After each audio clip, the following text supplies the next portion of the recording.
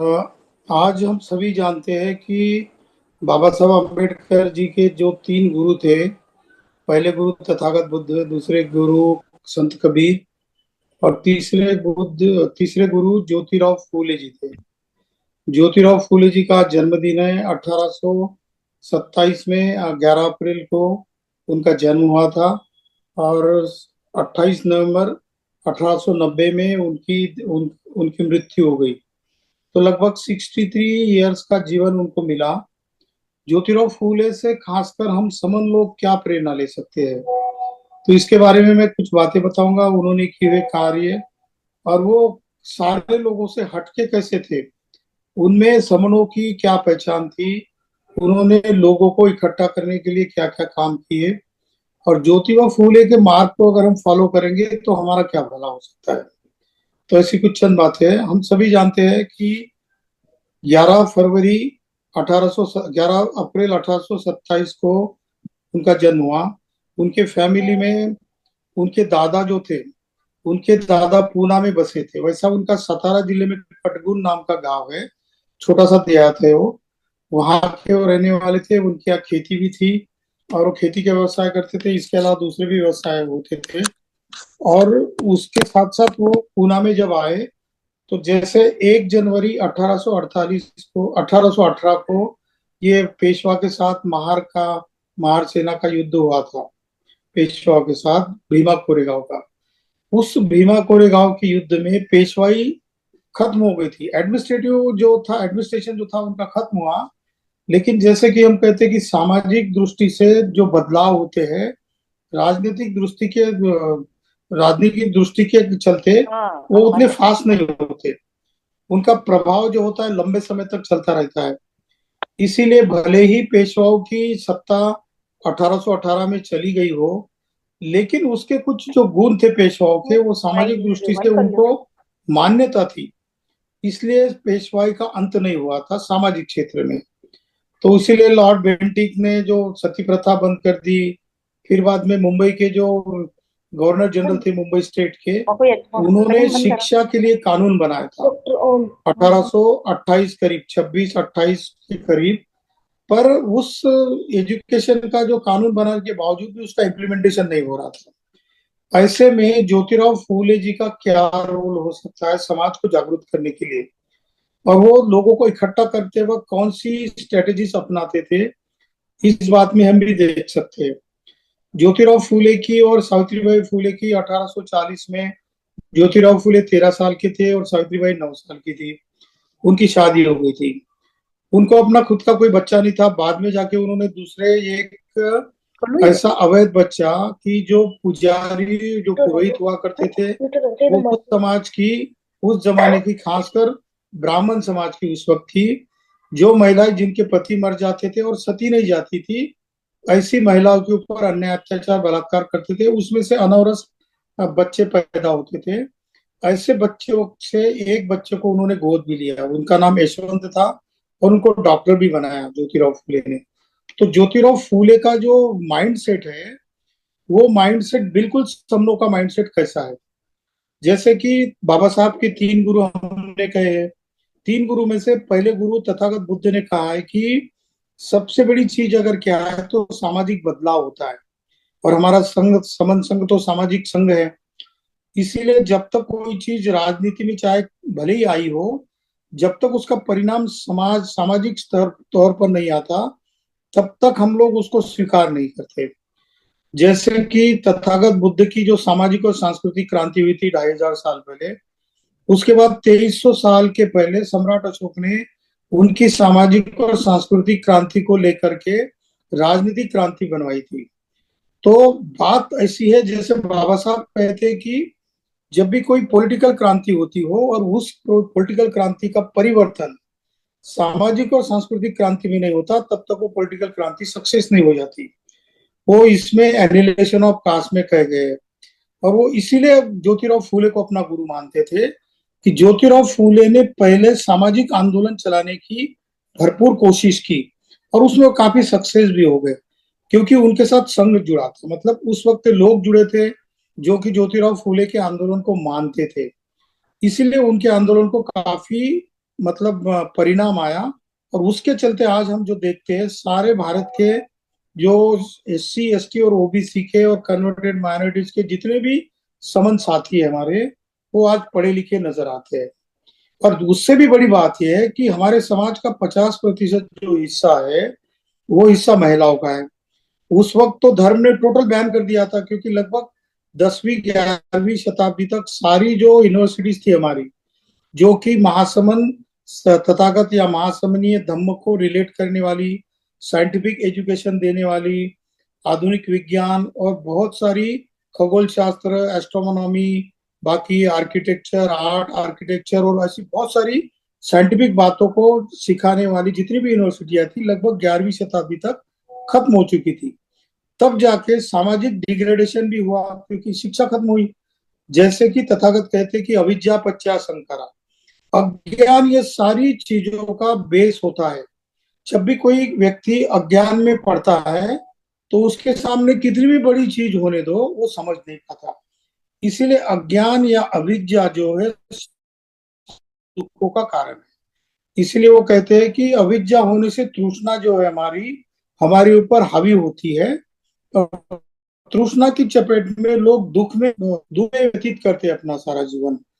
तो इसमें से बाहर आने के लिए ज्योतिराव फूले ने, जो तथागत बुद्ध ने अविद्या पश्चात संकारा का ये जो सिद्धांत है, वही सिद्धांत अपनाया। और आधुनिक फॉर्मेट में उस वक्त अंग्रेजों का राज था, इसीलिए अंग्रेज शिक्षा को ज्यादा वैल्यू देते थे। एक तो अंग्रेज आते थे, मुट्ठी भर लोग आए थे, उनको एडमिनिस्ट्रेशन करने के लिए बहुत सारा लोगों का जमावड़ा चाहिए होता था। तो ऐसे में वो देखते थे कि जितने भी लोग उनके कर्मचारी हुआ करते थे, ऑफिसर्स हुआ करते थे, एम्प्लॉयज हुआ करते थे, वो सारे के सारे जो उच्च वर्णीय समाज से, खासकर ब्राह्मण समाज से आते थे। और वो सोशली तैयार ही नहीं थे कि नीचे तक के लोगों के तक सामाजिक सुधार का प्रचार प्रसार हो। ऐसे में अंग्रेजों के सामने एक पेच हुआ। अंग्रेजों ने भले ही शिक्षा का कानून किया हो, लेकिन उसका इम्प्लीमेंटेशन नहीं हो रहा था। ऐसे में ज्योतिराव फूले, उनको असल में जो स्कूल में चौथी कक्षा तक पढ़े, बाद में उनके एक ब्राह्मण व्यक्ति ने और दो उनके साथियों ने ज्योतिराव फूले के पिताजी को, गोविंद राव जी को, कहा कि ये ज्योतिराव फूले को पढ़ाना यानी धर्म भ्रष्ट करना है, इसलिए उसको स्कूल से उसका दाखिला निकाल दो, उसको वहां से हटा दो। और उसकी बात गोविंद राव फूले जी ने सुनी, इनकी शिक्षा खत्म हो गई। लेकिन देखो यहाँ पर आज हमारे आधुनिक भारत में जो हिंदू मुस्लिम चल रहा है ना, वहां पर ज्योतिराव फूले ने बात बराबर पकड़ी, समझी। ज्योतिराव फूले को सिखाने के लिए जो उनको एक अंग्रेज अधिकारी था और एक उस्मान शेख करके एक मुस्लिम भाई था, उन्होंने ज्योतिराव फूले की शिक्षा कंटिन्यू करने के लिए उनके पिताजी को समझाया। बाद में पूना के कैंटोनमेंट स्कूल में उनकी शिक्षा हो गई। आठवीं अंग्रेजी अंग्रेजी मीडियम से वो 8वीं कक्षा तक पढ़े थे। उस दरमियान ये हुआ कि ज्योतिराव फूले का संपर्क वो अंग्रेजी लेखक और वेस्टर्न वर्ल्ड के जितने भी थिंकर थे, उन थिंकर की किताबों के ऊपर गया। उसमें से खासकर एक थॉमस पेन नाम का बहुत बड़ा फिलोसोफर गया इतिहास में। उन्होंने 1792 में एक किताब लिखी थी जो ह्यूमन राइट्स के ऊपर थी। तो ह्यूमन राइट्स की वो किताब जो है, उस किताब को उन्होंने बहुत बार पढ़ा। और उसकी किताब को पढ़ने के बाद ज्योतिराव फूले की दृष्टि पूरी बदल गई कि इंसान को अगर उसकी प्रगति कराना है तो थॉमस पेन की जो राइट्स ऑफ द मैन नाम की किताब है, उसके बेसिक प्रिंसिपल है, उसमें शिक्षा का बहुत भरपूर प्रचार किया गया था कि इंसान को दुरुस्त करने के लिए सबसे पहले उसका दिमाग दुरुस्त होना चाहिए। और दिमाग दुरुस्त होने का काम क्या करता है, तो शिक्षा करती है। इसीलिए ज्योतिराव फूले ने उस वक्त पढ़ाई करने के बाद बहुत सारी किताबें पढ़ी। उसमें थॉमस पेन की किताबें थी, वॉल्टेयर, रूसो, मॉन्टेस्क्यू, वहाँ मिल, ऐसी जो वेस्टर्न जितने भी फिलोसोफर थे उनकी सारी किताबें पढ़ी।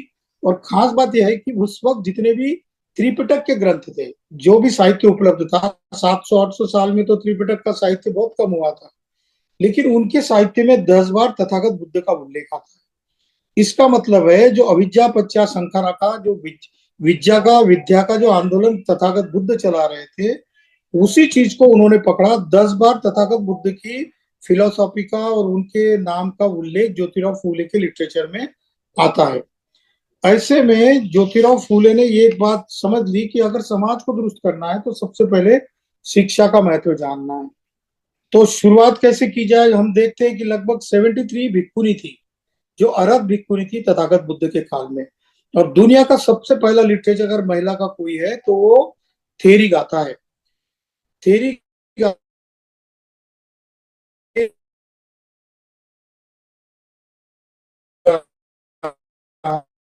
जो भिक्षा थी, भिक्खुनिया थी, उन्होंने अपने जीवन के बारे में अपनी कहानी लिखी है। उनको समन बनकर वो महिलाएं पुरुष के साथ साथ कंधे से कंधा मिलाकर उस वक्त किस तरीके से शिक्षा का आंदोलन चला रहे थे, ये सारी बातों का विचार का प्रभाव ज्योतिराव फूले के उसके ऊपर हो गया है। इसलिए वेस्टर्न फिलोसॉफीज और इंडियन कॉन्टेक्स्ट में जो समन और समनीय धम्म जो थे, चाहे वो बुद्धिज्म हो, चाहे जैनिज्म हो, चारवाक का लिटरेचर हो, या संत रविदास का हो, संत कबीर का हो, इसका प्रभाव उनके साहित्य में हमको दिखाई देता है। और इनके साहित्य में सारा का सारा सोशोलॉजी का, सामाजिक सुधार का ही आंदोलन उनके लिटरेचर में उन्होंने पढ़ा है। इसीलिए बाबा साहब आगे जाके कहते हैं कि great man is different from an eminent one, in that way he is always ready to be servant of the society.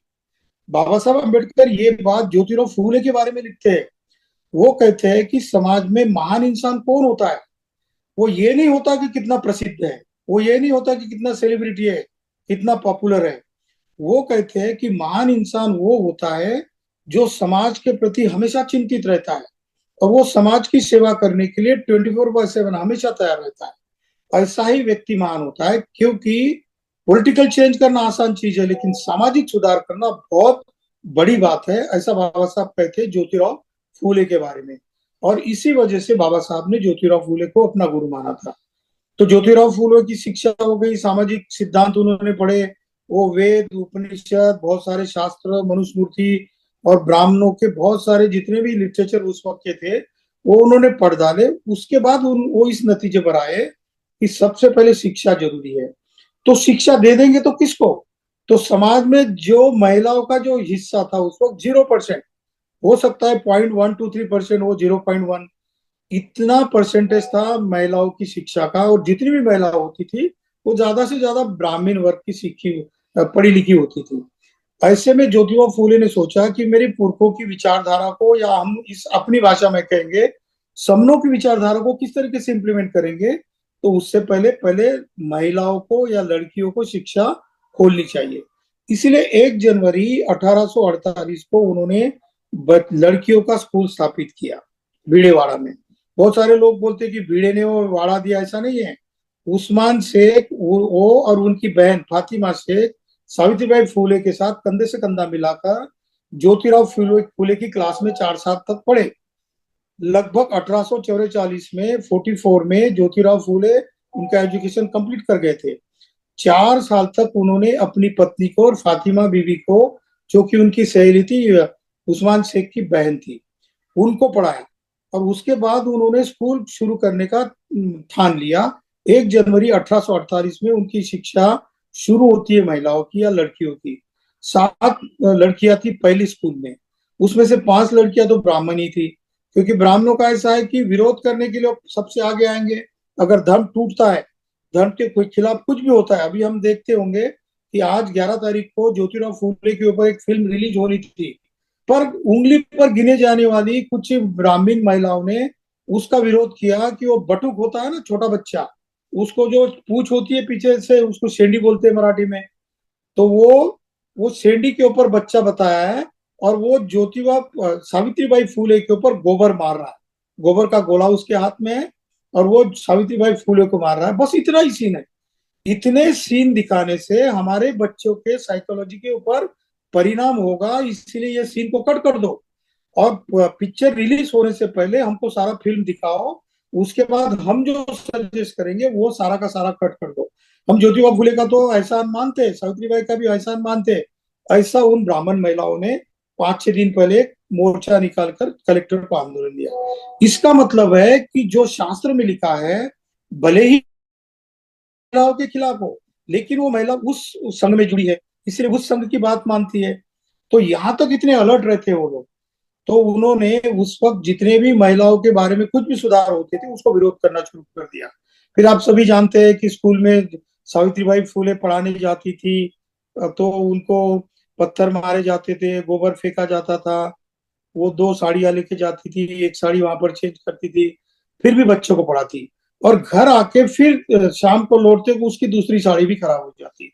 और सारे समाज में, सारे पूना में, गांव में चर्चा होती थी कि कैसी औरत है, इससे समाज डूबेगा, हमारा धर्म डूब जाएगा, पाप हो जाएगा, पता नहीं कौन कौन से संकट आ जाएंगे धर्म के ऊपर। ऐसी अनर्गल बातें हो रही थी। और उसमें ऊपर से ये भी बात चलती थी कि इसको बच्चा नहीं है, तो बांझ करके उसको डिक्लेयर कर दिया जाता था। और वो बात ज्योतिराव फूले के घर तक आती थी। तो ज्योतिराव फूले के पिताजी वो ये कहते थे कि ये ज्योति तूने क्या शुरू कर दिया, इससे तेरे को क्या मिलने वाला है, और तू सिखाता भी किसको है। तो महार को, मातंग को, चमार को, ये उस वक्त की जो जातियां है, अछूत जाति मानी जाती है, उनका स्पर्श भी अलाउ नहीं है। और ऐसे में तू इन लोगों को सिखा रहा है, तुझे क्या करना है।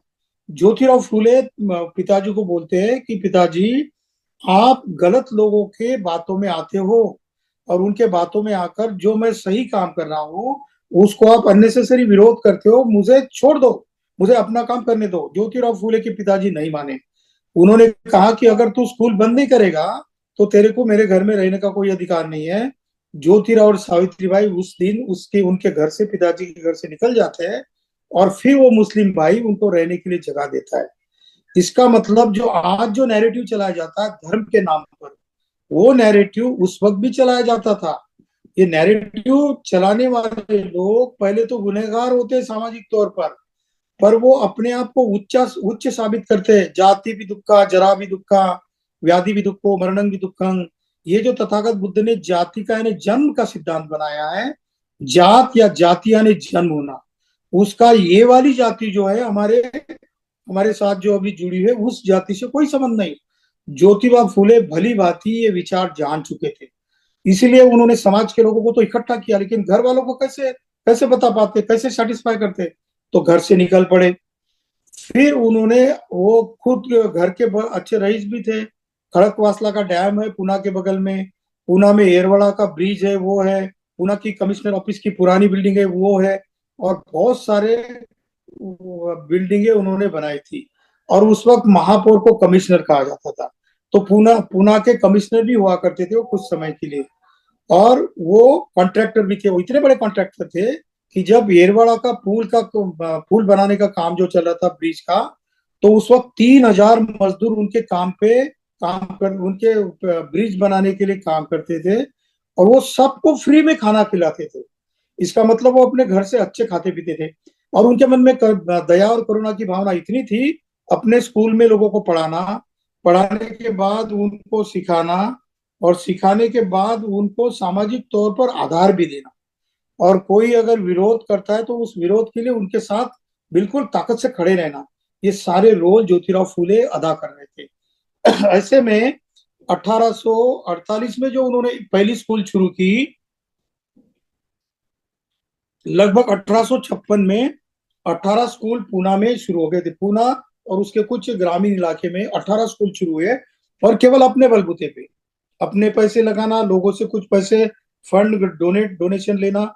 और कुछ जो अंग्रेज लोग थे, उनके ऑफिसर्स के क्लब हुआ करते थे, और उस क्लब में उनकी कुछ महिलाएं और वो अंग्रेज लोग भी उनको कुछ हेल्प करते थे। 1856 तक उनके स्कूल में लगभग 18 स्कूल में लगभग 150-200 बच्चे आए थे। और उसमें से एक बात ऐसी हुई कि पहले दूसरे बैच के जो भी बच्चे थे, उसमें से एक महार बच्चे को उन्होंने टीचर बनाया। और एक जो है वो पॉटरी का काम करते हैं, जो उसको बोलते हैं कि बर्तन, जो मिट्टी के बर्तन बनाने वाली जो कास्ट होती है, उसको कुम्हार बोलते हैं मराठी में। तो ये इस दो जाति के लोगों को उन्होंने टीचर बनाया। और वो टीचर भी ऐसे बन गए कि उनके एग्जाम हो गए, एग्जाम में पास हो गए। कुछ महिलाएं भी अछूत क्लास की और ओबीसी क्लास की बनाई गई। लगभग 18 स्कूल में लगभग 30-40 टीचर हुआ करते थे। और उनका पेंशन पेंशन या फिर टीच उनकी तनख्वाह जो है वो देने के लिए अंग्रेजों ने 1856 में जब स्कूल का इंस्पेक्शन किया तो पाया कि हमारे गवर्नमेंट के जितने भी मिलिट्री के स्कूल थे उससे भी अच्छी क्वालिटी की शिक्षा ज्योतिराव फूले के स्कूल में मिलती थी। और फिर उन्होंने डोनेशन देना शुरू कर दिया। पर सामाजिक बदलाव जो है, सोशल डेमोक्रेसी है, ज्योतिराव फूले और उनके आंदोलन का पीछा छोड़ने को तैयार नहीं थी। उस वक्त उन्होंने एक बहुत बड़ी क्रांतिकारी बात कह दी। वो ये कि एक उसी स्कूल में पढ़ी हुई एक ब्राह्मण की लड़की, उस लड़की का विवाह, उसकी शादी एक महार समाज के युवक के साथ करा दी। उस वक्त ये इतनी क्रांतिकारी घटना थी। हम देखते आज भी, अगर कोई किसी अंतर जाति विवाह होता है उच्च वर्णीय लड़की के साथ किसी, तो वो बच्चों को मार डालते हैं।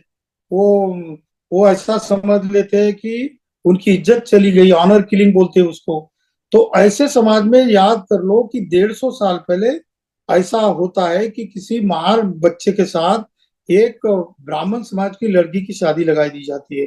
तो बहुत बवाल हुआ, उसके ऊपर अंग्रेजों के सामने कंप्लेंट हुई, कोर्ट में केस चली गई। पर ज्योतिराव फूले ने केस इसलिए जीती क्योंकि वो बहुत सारे पॉलिटिकल थिंकर्स और सोशल थिंकर की किताबें पढ़ते थे और अंग्रेज अधिकारी और अंग्रेज जजेस के साथ आर्गुमेंट करते थे। इसलिए वो बौद्धिक तौर पर हमेशा विजेता रहते थे, लेकिन सामाजिक तौर पर उनको पीछेहाट करने के लिए, जैसे आज भी हमारे समन लोग, बहुत सारे हमारे समन है, पर वो जानते नहीं, हमारे पैर खींचते रहते। उसी तरीके के हमारे उस वक्त के समन समाज के लोग ही ज्योतिराव फूले के खिलाफ कॉमन लोगों के साथ हाथ मिलाकर उनका विरोध करते थे। पर वो रुके नहीं।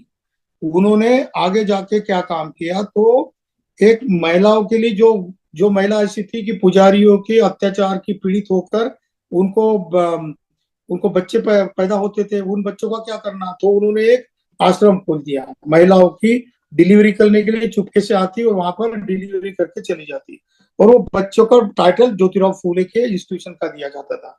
इसी में से एक काशीबाई नाम की जो वमन महिला थी, उसका बच्चा जो यशवंत है वो बाद में जाके डॉक्टर बना और वो कार्यकर्ता भी बना उनका। और उन्होंने पूरा ब्राह्मणत्व को छोड़ दिया था। तो ऐसे में उन्होंने ये भी आंदोलन चलाया, लगभग 40 से 45 महिलाओं का उन्होंने डिलीवरी कराई, वो बच्चों को गोद में लिया, वही बच्चों को अपने स्कूल में पढ़ाते थे। ये एक चैलेंज था उनके सामने। उसके बाद शूद्रों की गुलामी के बारे में, वमन लोगों की कावेबाजी, धूर्तता, ये खत्म होने का नाम ही नहीं लेता था। इसीलिए उन्होंने बहुत सारी 5-6 बड़ी अच्छी किताबें लिखी, जो कि हिस्टोरिक किताब है। उसमें से एक किताब है ब्राह्मणांचे कसब, मराठी में, यानी ब्राह्मण किस तरीके से साजिश करते हैं। तो उसमें पूरा हिस्टोरिकल एविडेंसेस उन्होंने दिया है, बुद्ध के काल से लेकर या समन संघ की जो पूरी हिस्ट्री होती थी वहां। इतिहास में हम लोग कितने पढ़े लिखे होते थे, हम आर्किटेक्ट हुआ करते थे, हम प्रोफेसर थे, इंजीनियर्स थे, डॉक्टर्स थे, ये सारी बातें उसमें लिखी है। और वो कहते हैं कि यही इक्वेलिटी अगर लानी है सही मायने में, तो हमको ये ब्राह्मणों ने जो, या वमनों ने जो साजिशें चलाई, उसको जानना पड़ेगा। जब तक हम सामाजिक दृष्टि से जागरूक नहीं हो जाएंगे, तब तक हमको किसी भी तरीके से उन्नति करने का मार्ग खुलेगा नहीं। इसलिए उन्होंने दूसरा किताब लिखा, इशारा। इशारा नाम की किताब में ज्योतिराव फूले चैलेंज करते सिस्टम को। और उसमें से एक बात ये भी हुई थी, 1856 में जब उनके स्कूल का इंस्पेक्शन करने के लिए अंग्रेज लोग आए, तो उन्होंने एक लड़की को एक टॉपिक दिया कि वो लड़की थी, ये मुक्ता सालवे करके, वो मातंग समाज से थी, जो कि शेड्यूल कास्ट में आता है महाराष्ट्र में। उस लड़की ने एक निबंध लिखा था ऐसे, उसमें वो लिखती है, छोटी बच्ची, 14 साल की बच्ची, वो उन्हीं के स्कूल की स्टूडेंट थी। वो लिखती है कि सारे जो शास्त्र है, वो शास्त्र हमारे नहीं है, वमनों के है, और वमनों के शास्त्रों से हमारा कुछ भी भला नहीं होने वाला है। और वमनों के शास्त्रों में जिस ईश्वर की कल्पना की गई है, वो ईश्वर भी हमारा नहीं है।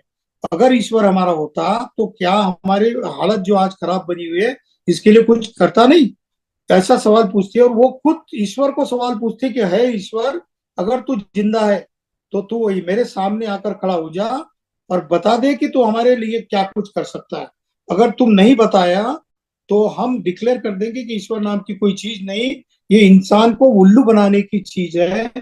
इस तरीके का ऐसे उस लड़की ने लिखा, इसलिए उसको प्राइज नहीं मिला। अंग्रेजों ने बहुत तारीफ की। इसका मतलब ज्योतिराव फूले का जो आंदोलन है, टोटली सामाजिक इग्निशन का, सामाजिक दृष्टि से चेतना लाने का आंदोलन था। वो कहते थे कि सामाजिक चेतना जैसे पैदा करोगे, वैसे ही आपको आर्थिक चेतना की बात आपके मन में पैदा होगी।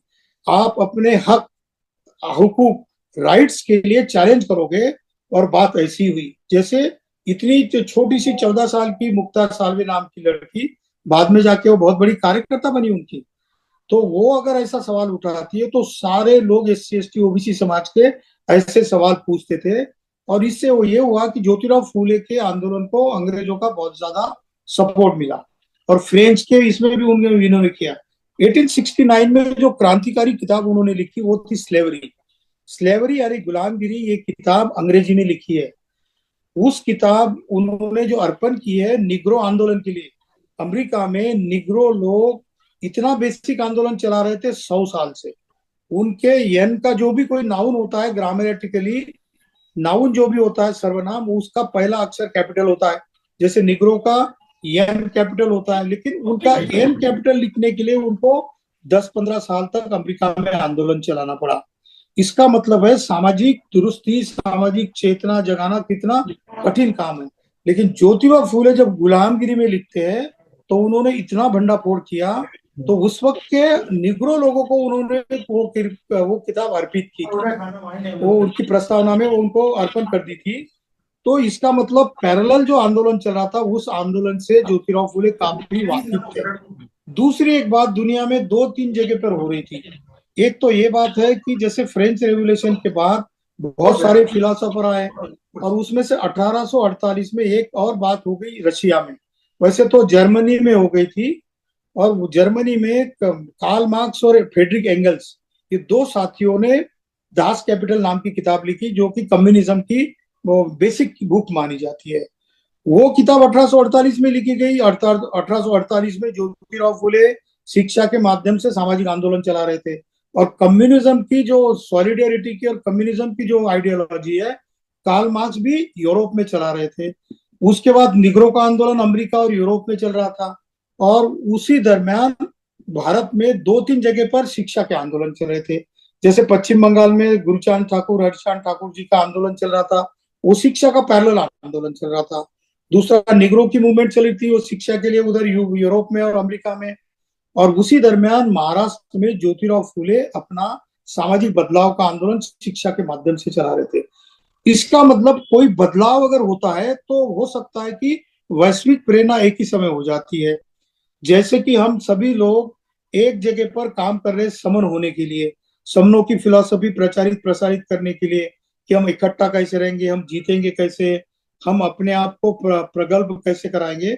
ऐसी बहुत सारी बातें ज्योतिबा फूले ने सीखी। तो ज्योतिबा फूले का जो सामाजिक आंदोलन है वो भारत की, आधुनिक भारत की राष्ट्रवाद की नींव है। इसलिए बाबा साहब कहते हैं कि मैं जो व्यक्ति पॉलिटिक्स में काम करता है उसको उतना वैल्यू नहीं देता हूँ, उसके कंपैरेटिव जो व्यक्ति सामाजिक आंदोलन में ज्यादा काम करता है उनको मैं ज्यादा वैल्यू देता हूँ। इसलिए बाबा साहब कहते हैं कि ज्योतिराव फूले ये सबसे बड़े शूद्र है।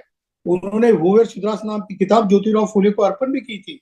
ऐसे बहुत सारे आंदोलन, जैसे हंटर कमीशन के सामने ज्योतिराव फूले ने अपने बच्चे, पढ़े लिखे हो गए थे बच्चे अपने स्कूल से आगे आकर, कुछ बच्चे कॉलेज में भी पढ़े थे, उनका फिर आगे का क्या करना।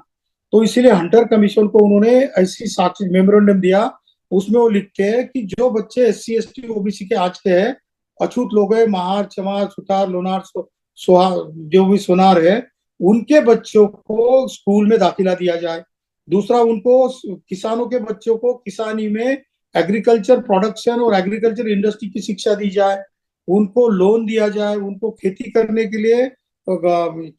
के लिए अंग्रेज सरकार कुछ पैसा दे दे। और ऐसे में हाइब्रिड बियाने जो होते हैं ना, बीज होते हैं, उनको उत्पादित करने के लिए, और उनके बीज का प्रोसेसिंग हो, और उनके बीज से जो जैसे कॉटन है या और कोई अन्य धान्य है उनका एक्सपोर्ट भी हो। इतनी सारी बातें ज्योतिराव फूले उस जमाने में लिखते हैं। आज आज तक उनकी पूरी की पूरी बातें नहीं आई है। ऐसे में उन्होंने बहुत सारे आंदोलन चलाए। सार्वजनिक सत्य धर्म की ओर से उन्होंने शादियां लगाना शुरू कर दिया। और शादी की एक उदाहरण देता हूँ।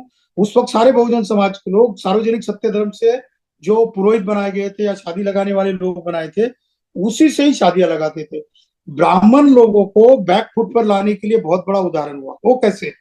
तो ब्राह्मणों को हर ब्राह्मण हर शादी के लिए 20 रुपए का दक्षिणा लेता था।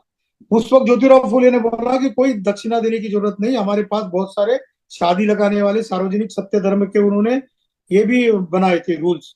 उसमें से वो स्लोगन भी बनाए थे शादियां लगाने के, तो ये भी तंत्र उन्होंने विकसित किए थे। तो वो शादी के 20 रुपए नहीं मिलने की वजह से ब्राह्मण लोगों का एक प्रतिनिधि मंडल ज्योतिराव फूले के पास आता है उनको रिक्वेस्ट करता है, उनके पैर पड़ता है और कहता है कि ज्योतिराव जी, आप हमको 20 रुपए देने की जरूरत नहीं, 50 पैसे भी दे दो तो भी हम शादी लगाएंगे, लेकिन हमारी शादी शादी लगाने का जो हमारा धंधा खत्म हो गया, इससे हमारे लोग गरीब हो रहे हैं, हमारी आर्थिक हालत खत्म खस्ता हो रही है। इसका मतलब ज्योतिराव फूले बोलते हैं, सामाजिक तौर पर जो आंदोलन हम चलाते हैं उसका इम्पैक्ट आर्थिक तौर पर भी होता है, और इस बात में वो सक्सेस हो गए। ऐसी बहुत सारी बातें ज्योतिराव फूले ने अपने जीवन में कही, जिनकी सारी सोशल आंदोलन की बातों को बाबा साहब आम्बेडकर ने कॉन्स्टिट्यूशन ऑफ इंडिया में लीगल फॉर्मेट में डाल दिया है और उसके लॉज बने हैं। आज जो हम लोग संविधान से फंडामेंटल राइट्स और directive principle of state policy